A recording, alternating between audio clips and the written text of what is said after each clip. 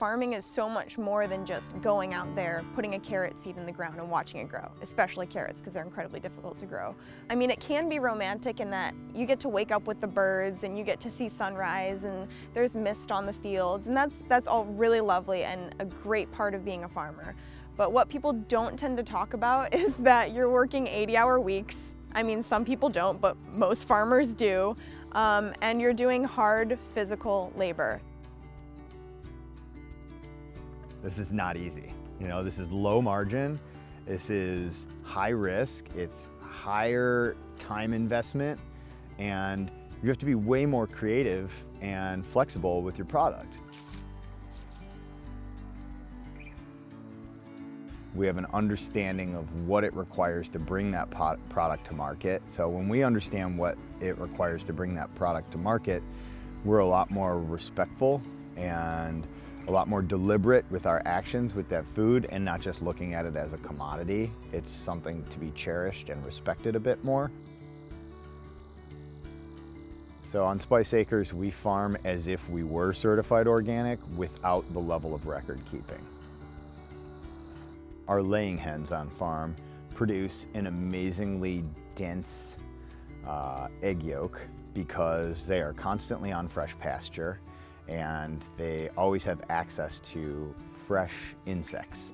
So the higher the content of their diet is populated by insects and larvae and small rodents, everything that a chicken would eat. A chicken is an omnivore, it doesn't just eat soy and corn. So for our chefs, when they're getting these eggs, in from the farm, it's twofold. It's super inspiring for the chefs because they're opening these eggs, they're utilizing these eggs in recipes. The cakes are lifting higher, the pasta is able to be rolled out thinner. The brightness of an omelet or a scrambled egg on brunch is just almost glow in the dark. It's amazing.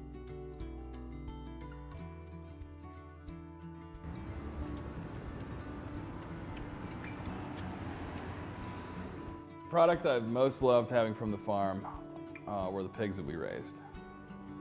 There were so many different things we could do with them. We used every part of that animal. We had so much more of a respect for everything that came off of that pig. We were making pork rinds, we were doing terrines. I think when people first started hearing about farm to table here in Northeast Ohio, they thought it was a trend. And I can understand why. There were a lot of restaurants that were opening up, claiming different relationships with different farms, and that became the thing. Which farm do you work with? What cheese do you have? What's your special this season, and what's your seasonal food? But I think over time, people have come to understand what underlies the real true farm to table movement, which are relationships. And when I talk to chefs who are changing the way they do business based on relationships they have with farmers, I think that is a long-standing change. So I think the popularity of the farm tours is gaining because more people are becoming aware of what is in their food, and most importantly, what they don't want in their food. They love the idea of being able to relate to the person that has grown, harvested, washed, packed, and delivered their carrots. We are storytellers as much as we are culinarians. So a menu item doesn't get as much presence or gain as much traction unless there's a good story behind it.